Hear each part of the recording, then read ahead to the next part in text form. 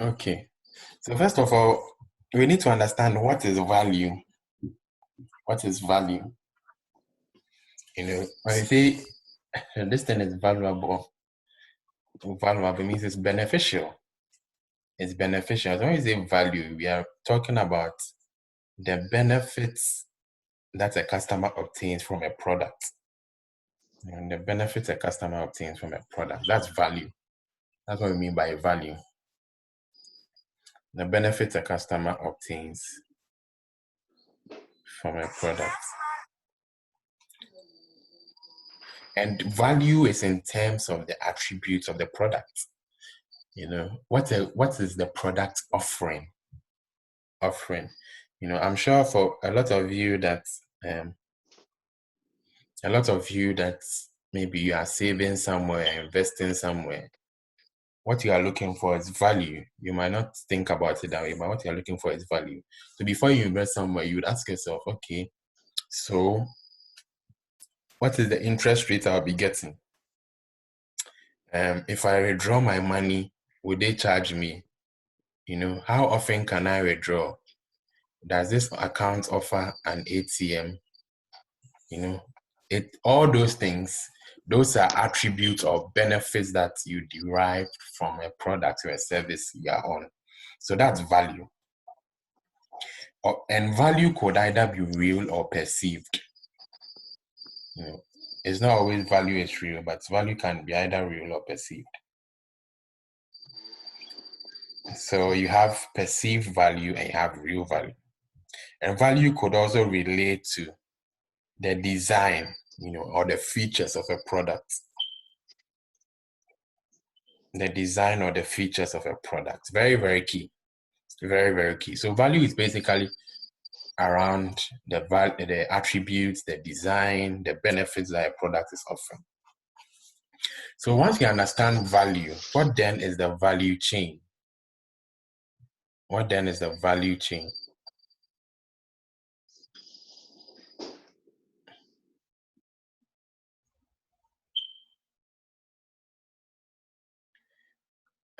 Please mute your microphones, please.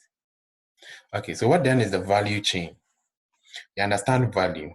What then is the value chain? The value chain is simply, it's a framework, that helps us to analyze how value can be added to a product or a service.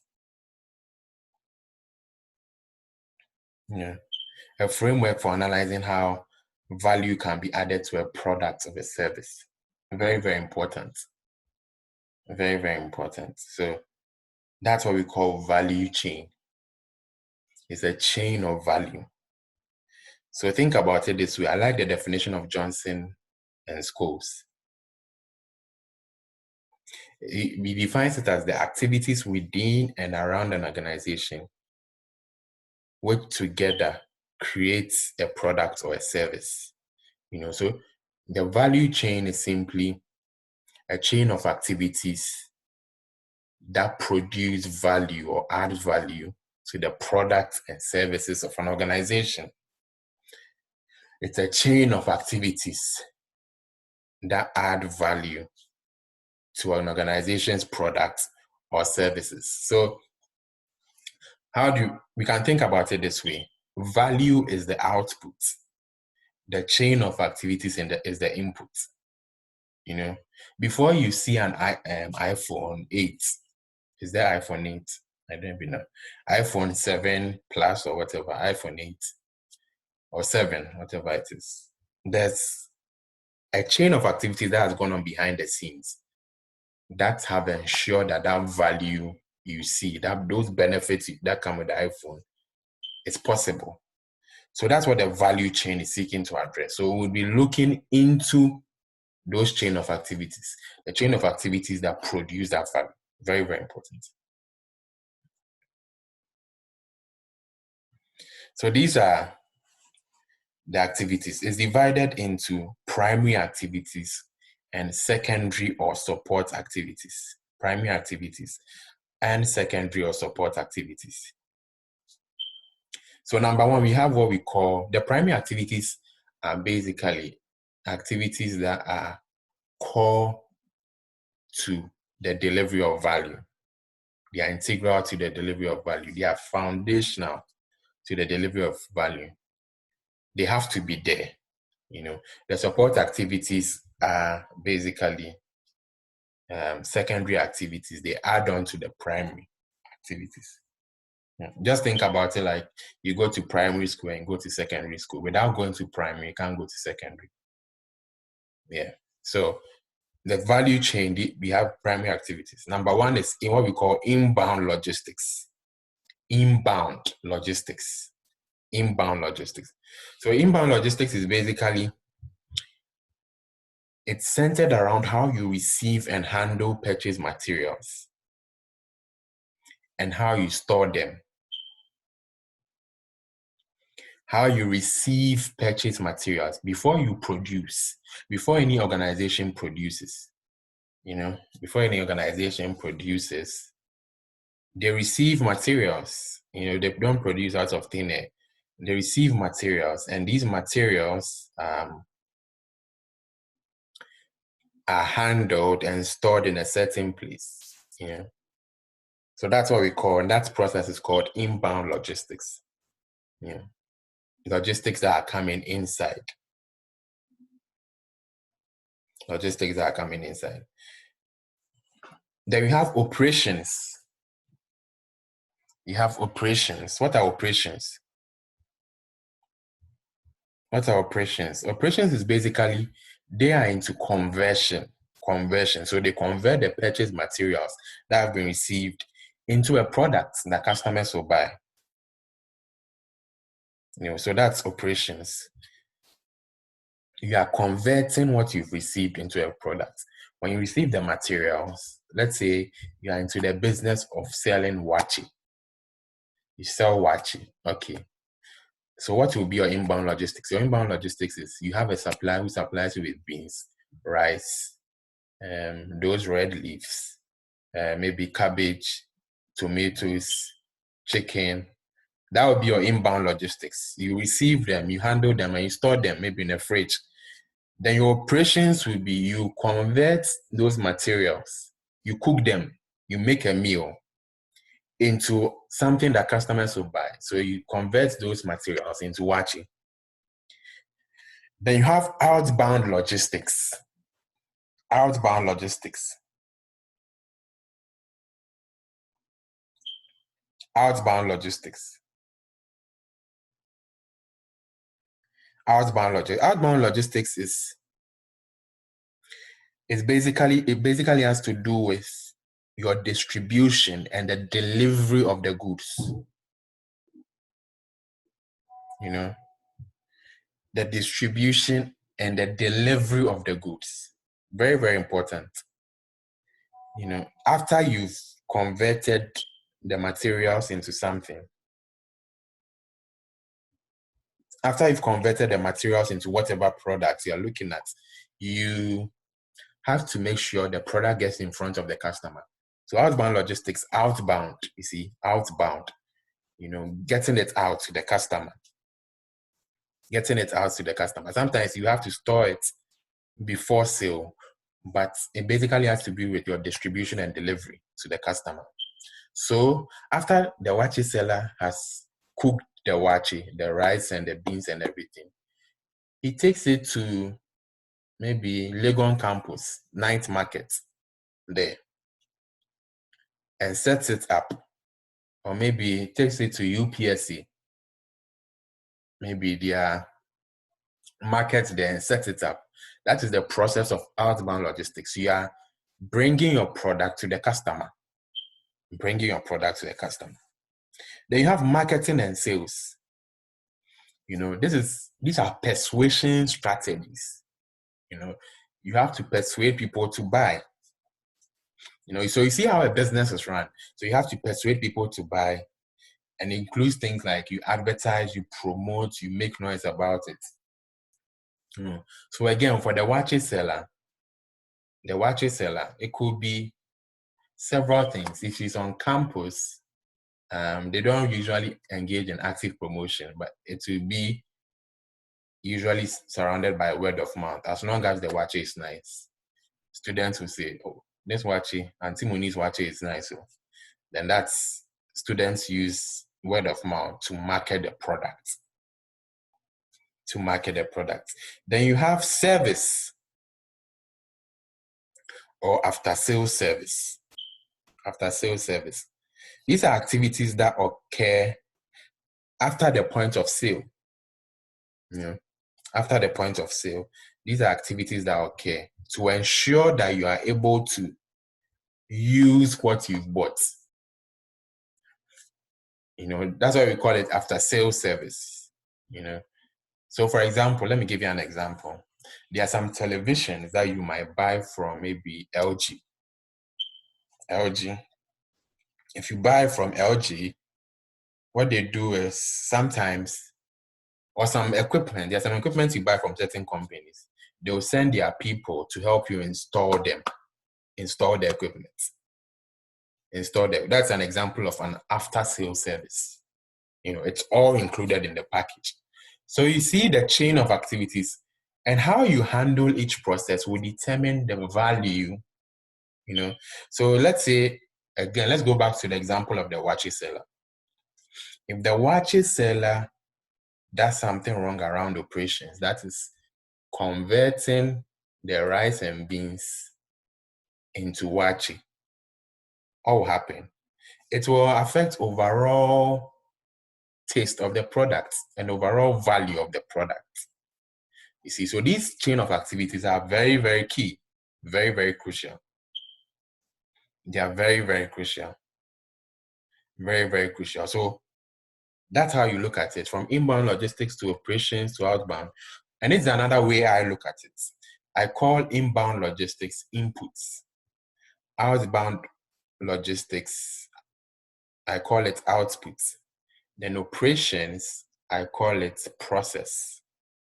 So that's for me to remember. So inbound logistics is about the inputs. The inputs are the raw material, the purchase materials. Operations, I call it process because you are converting input to output. Then outbound logistics, I call it output, putting the product out there. Okay, so let's move on to support activities. Support activities. Does anyone have a question so far? Or it's explanatory? Okay. Hello, sir. Yes. Yes, please, a question. Okay. I'm not getting a difference between the internal benchmarking and the operational benchmarking. Okay. So let's go back. Okay, so the internal benchmarking, what I said is, let me give an example. Let's say like Vodafone. I was working for Vodafone. So Vodafone has several departments or units, right? Vodafone had finance units, technology units, commercial units, marketing units. Let us say at the end of the day, I'm explaining internal benchmarking. At the end of the day, the marketing function was the best function. In terms of all our ratings, you see that the marketing function is the best, or they are doing something right in that function. So internal benchmarking is basically saying that all the other functions, are benchmarking themselves against the most successful department, which is marketing. So finance would benchmark itself against marketing. HR will do the same. So that's internal benchmarking. Then operational benchmarking. So internal benchmarking, everything is happening within the organization. We haven't moved out of the organization. It's still Vodafone. But operational benchmarking, you take a section of the organization, could be a department, an operation, maybe technology function in Vodafone, and you could compare it to MTN technology function, or even go outside to maybe banking, Barclays Bank technology function, That's operational. So operational, you've moved outside the confines of the organization we are looking at. Internal, you are still within. I hope it's clear. Is it clear? Hello? Hello? Hello, we can hear. Yeah, who asked the question? Is it clear?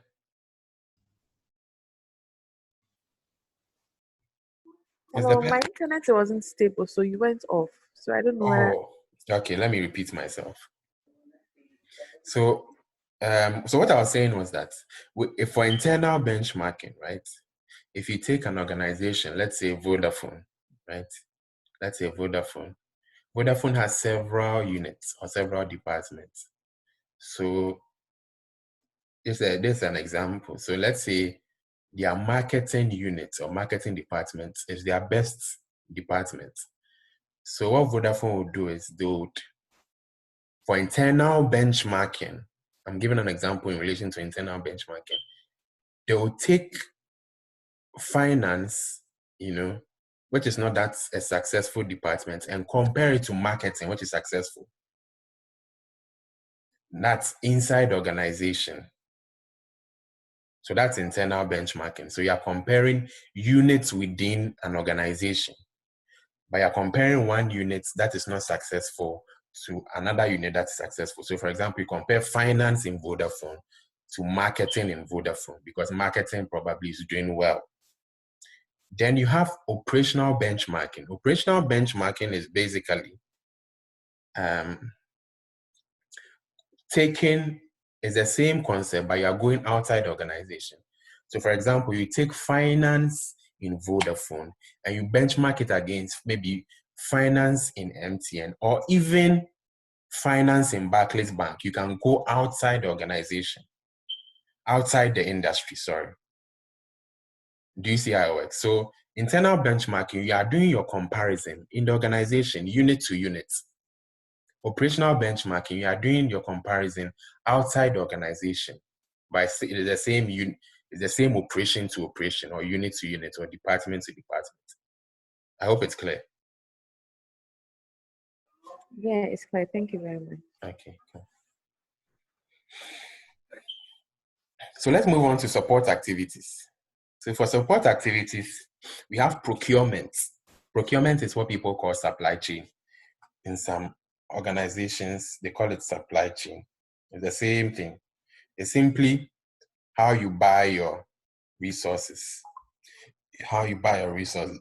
So the reason why the organizations would set up a whole supply chain department is because you want to identify a cheaper source. So if you identify a cheaper source of materials, you're adding value. You're adding value. So you are buying resources for the entity.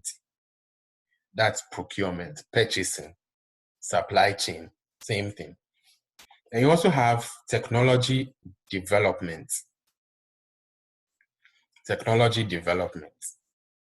That's also a support activity. One of the criticisms of this model is that these days, technology is taking the lead.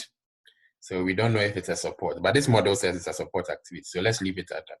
So technology development, you are looking at IT, your technological systems, and all that. So an example of you adding value would be when you introduce a new IT system, a new IT system that would support efficiency. A new IT system, very, very important. They also have human resource management. Human resource management, again, these are the activities that are more concerned with you recruit, you train, you develop, and you pay people, you reward people, you recognize people. So it's all the activities, that surround that: recruiting, training, developing, rewarding. So if the way you can add value here is by recruiting the right people, recruiting people with great skill sets. That's why in the telecommunication space, there's a lot of what we call poaching. And even in banking industry too is there. There's what we call poaching. So MTN will come and poach Vodafone people. Vodafone people will come and poach Airtel people. Because there's a lot of poaching. For those who love football, you can see it's the same. Because that's where you can gain value if you recruit the right people. If Chelsea decides to get good players, or Manchester United, that's when they can win the cups or championships. Then you also have corporate infrastructure. Corporate infrastructure.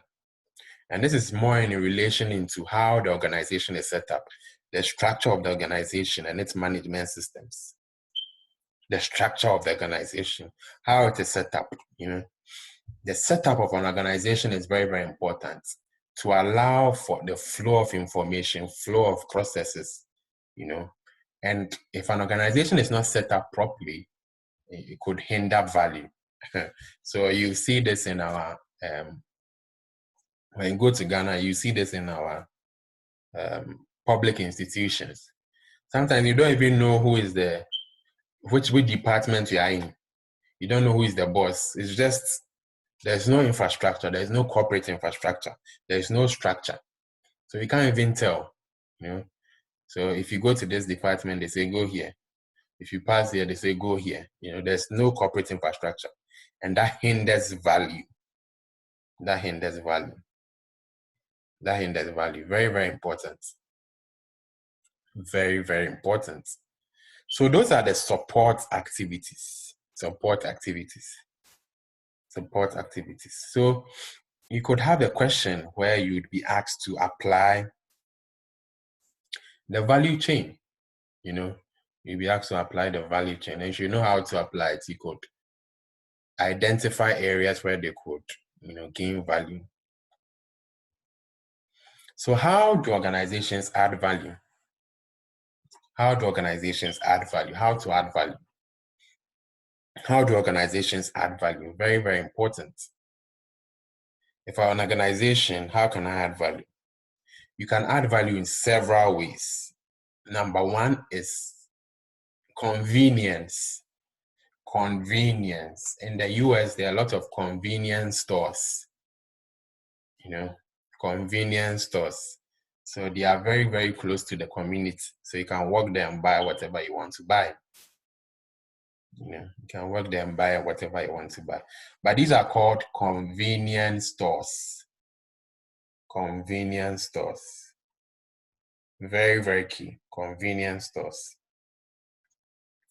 So you can add value by making it easier for the customer to buy a product. That's in summary convenience. You can also add value by delivery, how you deliver to the customer. So you can have, this is what some people have called Amazon to be fast with deliveries compared to other Chinese companies. So Amazon is really fast with their deliveries. You can also add value in terms of the product design and the features of the product. That's a place you can also add value. You can also add value by providing better quality for the customer. It's all centered around features, better quality. So these are some key questions when you are always using the value chain model to analyze a case. These are some questions you should be asking yourself. For example, how is value added by this part of the value chain? So it's not just reciting or defining the value chain. Okay, inbound logistics this, outbound logistics this. That's not the way it works. That's not the way it works. And you should know that the primary activities and the support activities are not independent of each other. They work hand in hand. So for example, if you take inbound logistics, right, how can you add value? Or you take procurement, how can you add value? We said that for procurement, you can add value by getting quality items for cheap. That's why organizations set a whole supply chain to be able to negotiate for better prices. That's how you add value. If you are even for those of you who have businesses and you are buying and selling, that's what you do.